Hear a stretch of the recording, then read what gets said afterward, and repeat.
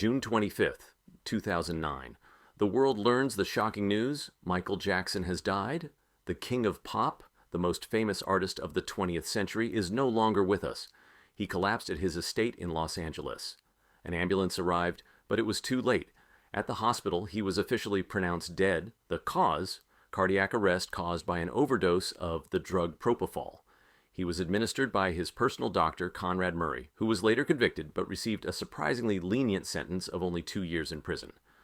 The world was in mourning. Television was broadcasting reports around the clock. Tens of thousands of fans gathered in Los Angeles. The farewell ceremony at the Staples Center was one of the largest in the history of show business. But within a few days, strange questions began to arise. Why was the coffin closed?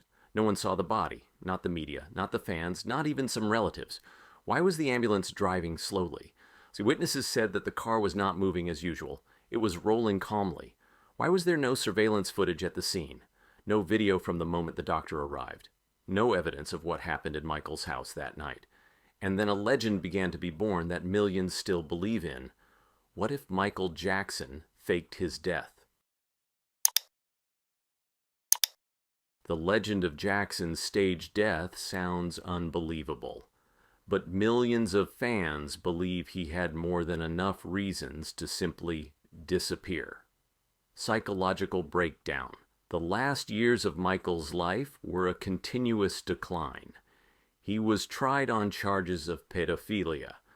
Although he was officially acquitted, it left an indelible mark. The press hounded him daily, turning him into an object of ridicule and suspicion. His appearance changed dramatically. Due to vitiligo, he lost his skin color. Constant surgeries changed his face beyond recognition. Deep down, he remained a child, but the world made him a monster.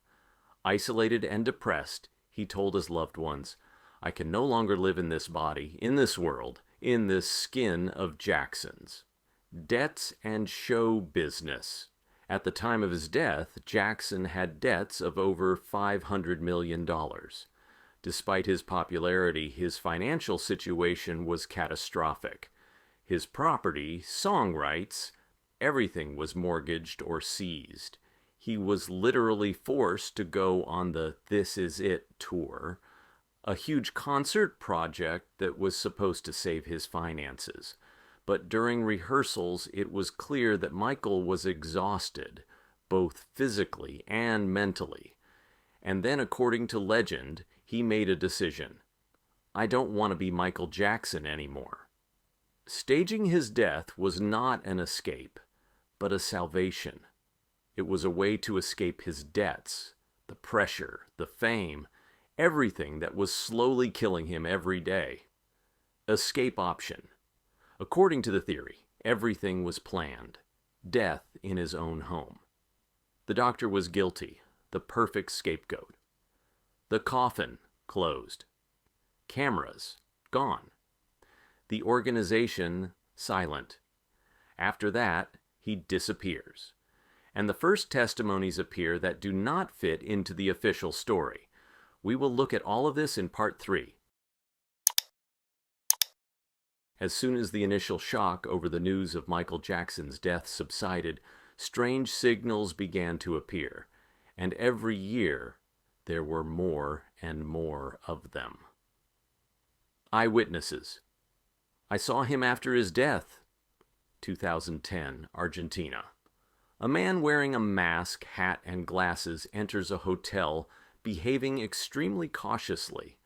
A hotel employee says, "I'm sure it was him." 2012, Brazil. A fan takes a video of a man sitting on the beach wearing a cloak with his face covered. His movements, posture, and manner of sitting are very reminiscent of Michael. There are dozens of such stories in Latin America, Mexico, Saudi Arabia. They all agree on one thing. He's alive. He just doesn't want to be a public figure anymore. CNN and the mysterious Dave. The year is 2009. On CNN, a man named Dave, whom Michael Jackson once saved after a fire, appears on the air. But something is wrong. His voice sounds suspiciously like Michael's. His eyes, jaw, and manner of speaking are almost identical. And most interestingly, his face is completely hidden under burns. YouTube users did a comparative analysis of his movements, facial expressions, and voice, and the conclusions were shocking. It's either him or someone who tried very hard to look like him. Hints in songs, several albums were released after Michael's death, and fans quickly noticed some strange lines. You want to see me fall? Then disappear. I had to run away just to make it clear. And in the song Breaking News, Michael directly sings that the press is destroying him and the world believes the lies.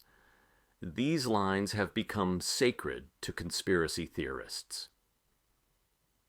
What if it's true? What if Michael really did give up his life in the spotlight? What if he fulfilled every star's dream, to simply disappear, to live in peace, without concerts, without masks, without the noise?